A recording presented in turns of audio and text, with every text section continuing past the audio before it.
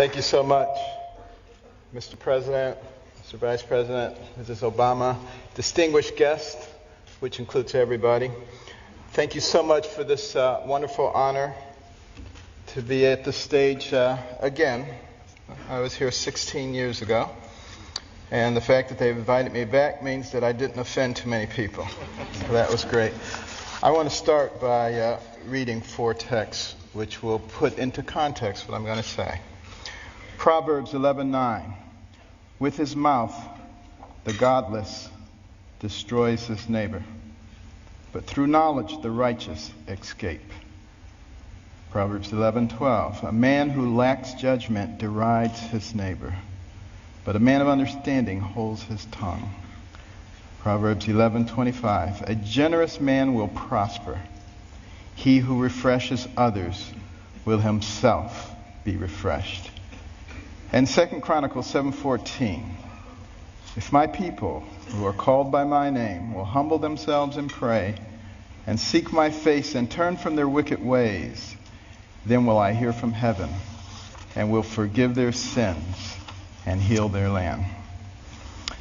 You know, I have an opportunity to speak in a lot of venues.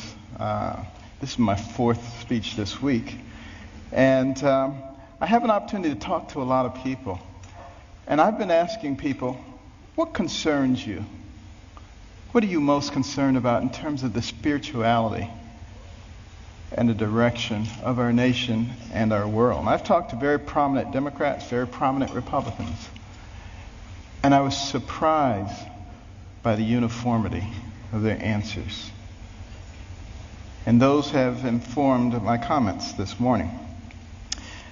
Now, it's not my intention to offend anyone. I have discovered, however, in recent years that it's very difficult to speak to a large group of people these days and not offend someone. And people walk around with their feelings on their shoulders waiting for you to say something. Did you hear that? And they can't hear anything else you say. The PC police are out in force at all times. I remember once I was talking to a group about the difference between a human brain and a dog's brain. And a man got offended. He said, you can't talk about dogs like that. But, you know, people just focus in on that, completely miss the point of what you're saying. And we've reached a point where people are afraid to actually talk about what they want to say because somebody might be offended. People are afraid to say Merry Christmas at Christmas time. It doesn't matter whether the person you're talking to is Jewish or, you know, whether they're any religion. That's a salutation, a greeting of goodwill. We've got to get over this sensitivity. You know, and it keeps people from saying what they really believe. You know, I'm reminded of a very successful young businessman. And he loved to buy his mother these exotic gifts for Mother's Day. And he ran out of ideas. And then he ran across these birds. These birds were cool. You know, they cost $5,000 a piece. They could dance, they could sing, they could talk. He was so excited he bought 2 of them. Sent them to his mother. Couldn't wait to call her up on Mother's Day. Mother, what'd you think of those birds? And she said, they was good. He said, no. Mother, you didn't need those birds. Those birds cost $5,000 a piece. They could dance, they could sing, they could talk. And she said, well, they should have said something. You know? And you know, that's where we end up too if we don't speak up for what we believe. And you know, what we need to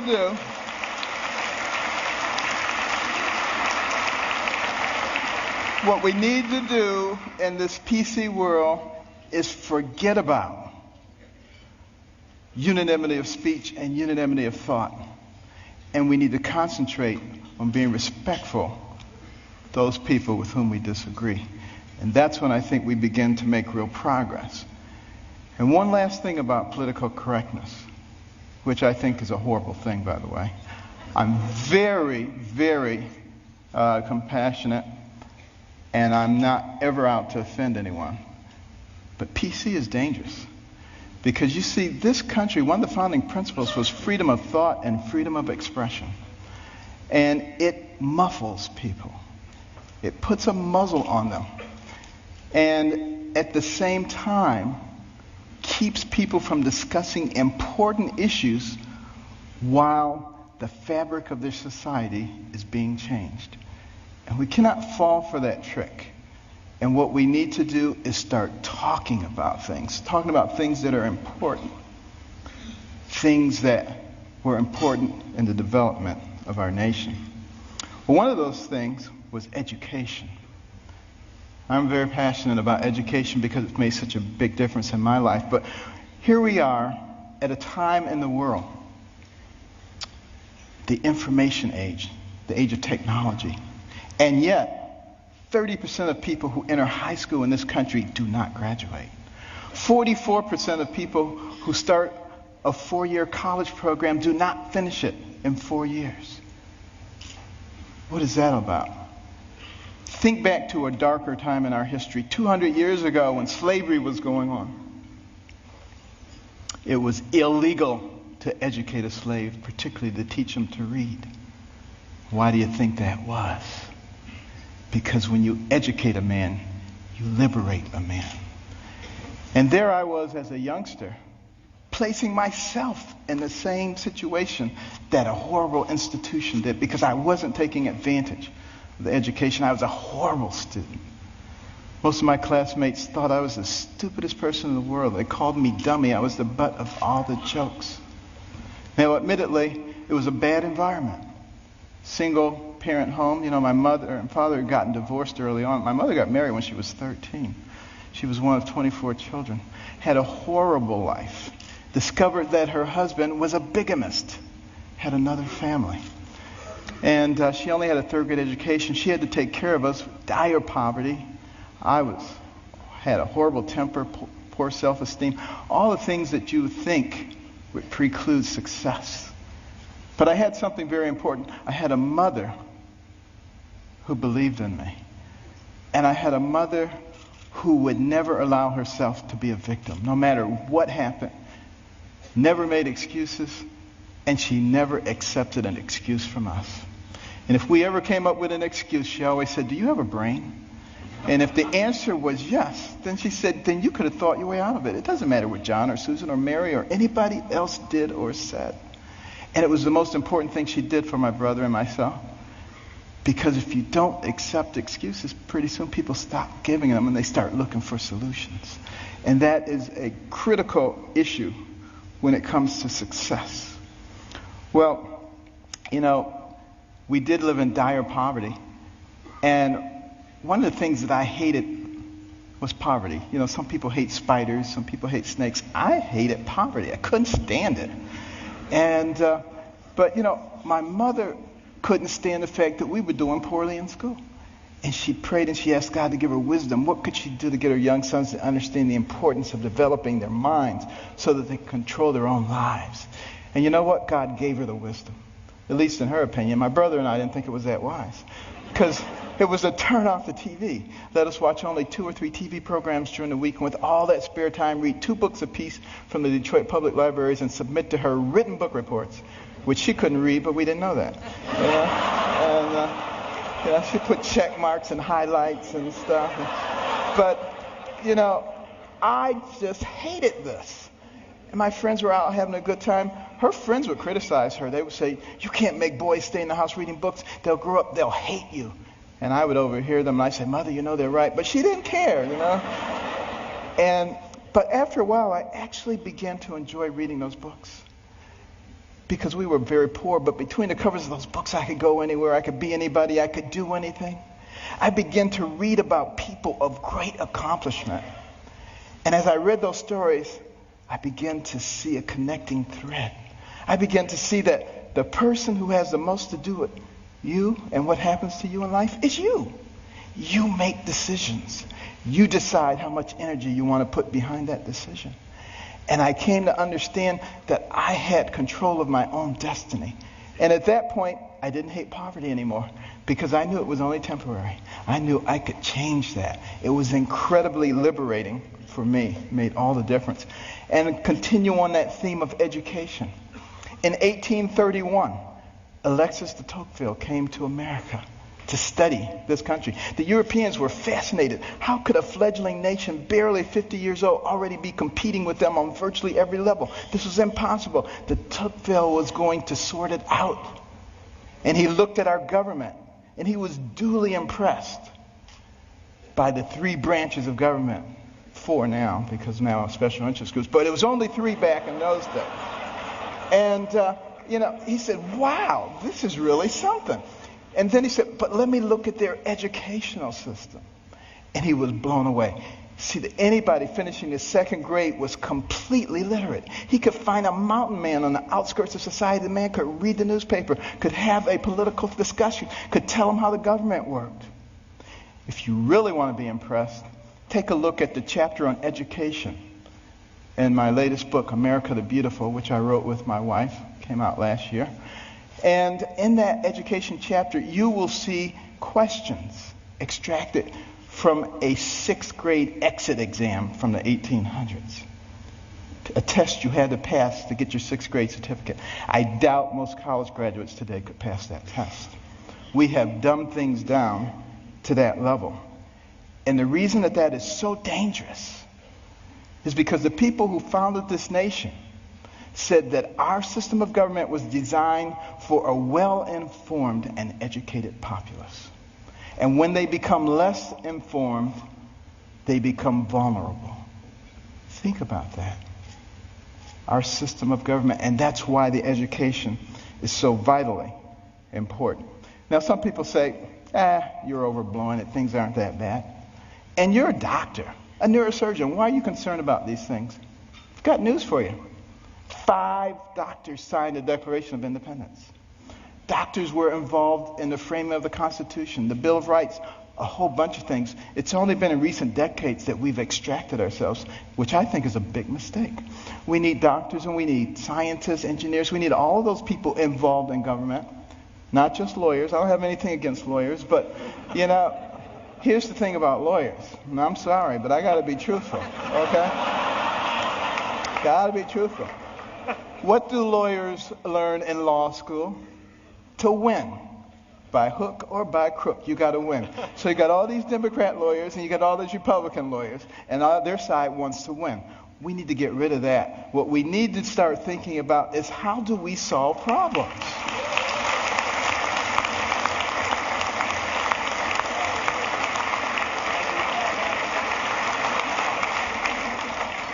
And now, before I get shot, let me finish here. Now, one of the reasons, and I don't like to bring up problems without coming up with solutions. My wife and I started the Carson Scholars Fund 16 years ago after we heard about a survey, an international survey, looking at the ability of 8th graders in 22 countries to solve math and science problems. And we came out number 21 out of 22, barely beat out number 22, very concerning. And we'd go into schools and we'd see all these trophies, all-state basketball, all-state wrestling, all-state this, that, and the other. The quarterback was the big man on campus. And what about the intellectual superstar? What did they get? A National Honor Society pin? A pat on the head, there, little nerd. Nobody cared about them. And is it any wonder that sometimes the smart kids try to hide? They don't want anybody to know that they're smart. This is not helping us as a nation. So we started giving out scholarships to students from all backgrounds for superior academic performance and demonstration of humanitarian qualities. Unless you cared about other people, it didn't matter how smart you were. We got plenty of people like that. We don't need those. We need smart people who care about other people. We would give them money. The money would go into a trust. They would get interest on it. When they went to college, they get the money. But also the school gets a trophy. Every bit as impressive as any sports trophies. Goes right out there with the others. They get a medal. They get to go to a banquet. And we try to put them on the same kind of pedestal as we do the all-state athletes. Now, I have nothing against athletics or entertainment. Please believe me. I'm from Baltimore. The Ravens won. This is great, okay? But what will maintain our position in the world? The ability to shoot a 25-foot jump shot or the ability to solve a quadratic equation? And we need to put the things into proper perspective. And, many teachers,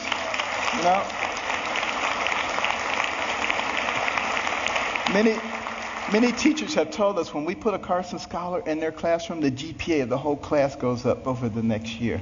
And it's been very gratifying. We started 16 years ago with 25 scholarships in Maryland.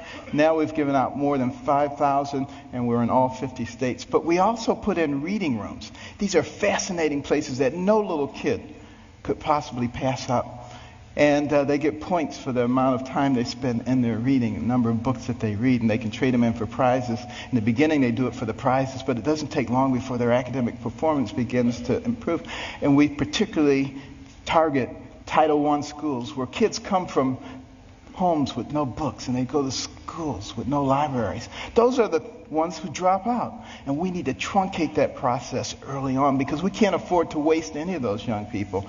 You know, for every one of those people that we keep from going down that path of self-destruction and mediocrity, that's one less person you have to protect yourself and your family from. One less person you have to pay for in the penal or the welfare system. One more tax-paying, productive member of society who may invent a new energy source or come up with a cure for cancer. They're all important to us, and we need every single one of them. It makes a difference.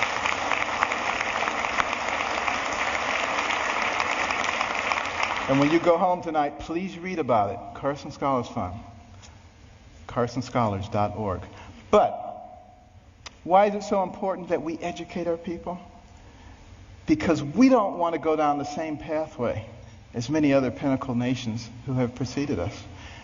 I think particularly about ancient Rome. Very powerful. Nobody could even challenge them militarily. But what happened to them? They destroyed themselves from within. Moral decay. Fiscal irresponsibility. They destroyed themselves.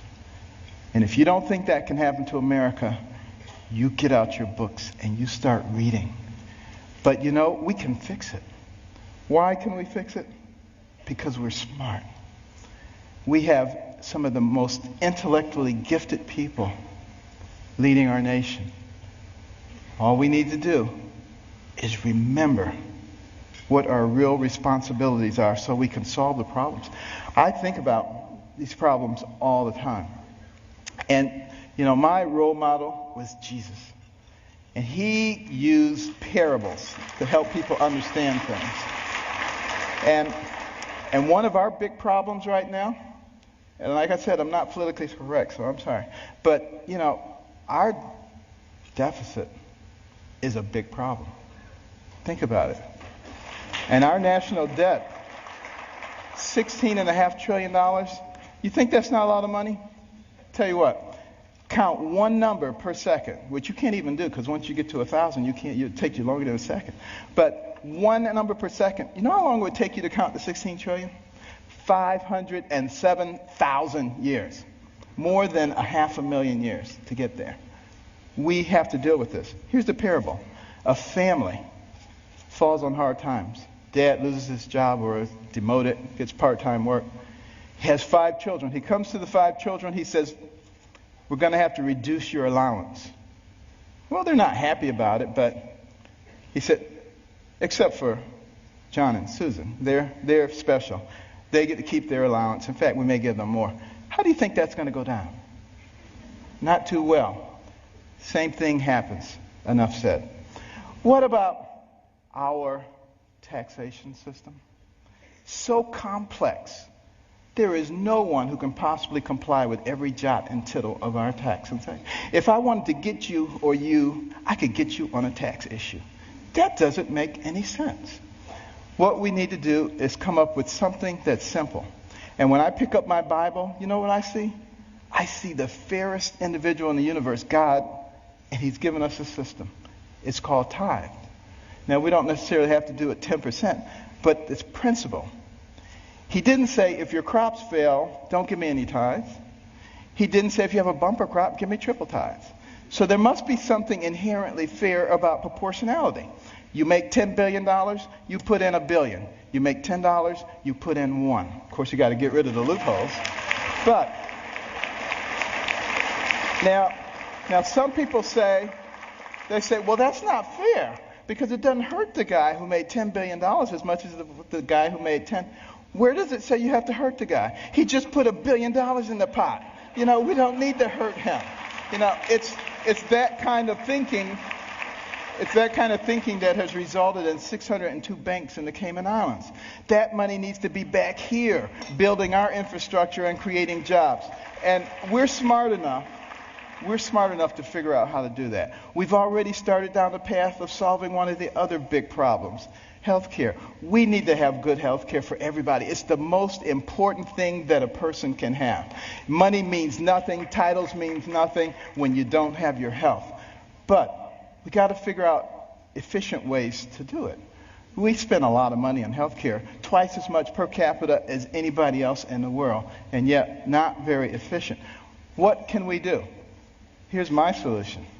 When a person is born, give them a birth certificate, an electronic medical record, and a health savings account, to which money can be contributed pre-tax from the time you're born to the time you die. When you die, you can pass it on to your family members so that when you're 85 years old and you got 6 diseases, you're not trying to spend up everything. You're happy to pass it on, and there's nobody talking about death panels. That's number one. And also, for the people who are indigent, who don't have any money, we can make contributions to their HSA each month because we already have this huge pot of money. Instead of sending it to some bureaucracy, let's put it in their HSAs. Now they have some control over their own health care. And what do you think they're going to do? They're going to learn very quickly how to be responsible. When Mr. Jones gets that diabetic foot ulcer, he's not going to the emergency room and blowing a big chunk of it. He's going to go to the clinic. He learns that very quickly. Gets the same treatment. In the emergency room, they send him out. In the clinic, they say, now let's get your diabetes under control so you're not back here in 3 weeks with another problem. That's how we begin to solve these kinds of problems. It's much more complex than that, and I don't have time to go into it all. But we can do all of these things because we're smart people. And let me just begin to close here by another parable. Sea captain. And he's out on the sea near the area where the Titanic went down. And they look ahead and there's a bright light right there. Another ship, he figures. And he tells his signaler, signal that ship, deviate 10 degrees to the south. Back comes the message. No, you deviate 10 degrees to the north. Well, he's a little bit incensed, He says, send a message. This is Captain Johnson. Deviate 10 degrees to the north. Back comes the message. This is Ensign 4th Class Riley. Deviate 10 degrees to the south. Now he's really upset. He says, send him a message. This is a naval destroyer. Back comes the message. This is a lighthouse.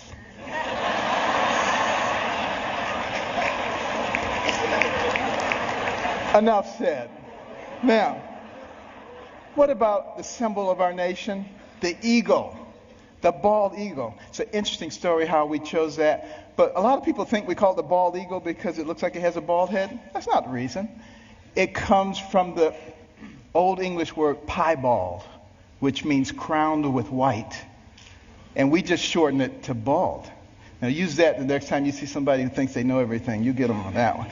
But why is that eagle able to fly high, forward? Because it has 2 wings. A left wing and a right wing. Enough said. And I want to close with this story. 200 years ago, this nation was involved in a war. The War of 1812. The British, who are now our good friends, thought that we were young whippersnappers. It was time for us to become a colony again. They were winning that war, marching up the eastern seaboard, destroying city after city, destroyed Washington, D.C., burned down the White House. Next stop, Baltimore. As they came into the Chesapeake Bay, that armada of ships, warships, as far as the eye could see, it was looking grim. Fort McHenry standing right there. General Armistead, who was in charge of Fort McHenry, had a large American flag commissioned to fly in front of the fort. the admiral in charge of the British fleet was offended. He said, take that flag down. You have until dusk to take that flag down. If you don't take it down, we will reduce you to ashes. There was a young amateur poet on board by the name of Francis Scott Key, sent by President Madison to try to obtain the release of an American physician who was being held captive. He overheard the British plans. They were not going to let him off the ship. He mourned as dusk approached. He mourned for his fledgling young nation. And as the sun fell, the bombardment started. Bombs bursting in air, missiles, so much debris. He strained trying to see, was the flag still there? Couldn't see a thing. All night long it continued. At the crack of dawn, he ran out to the banister. He looked, straining his eyes, but all he could see was dust and debris. And then there was a clearing, and he beheld the most beautiful sight he'd ever seen. The torn and tattered stars and stripes still waving. And many historians say that was the turning point in the War of 1812. We went on to win that war and to retain our freedom. And if you had gone into the grounds of Fort McHenry that day, you would have seen at the base of that flag the bodies of soldiers who took turns propping up that flag. They would not let that flag go down because they believed in what that flag symbolized. And what did it symbolize? One nation under God, indivisible, with liberty and justice for all. Thank you. God bless.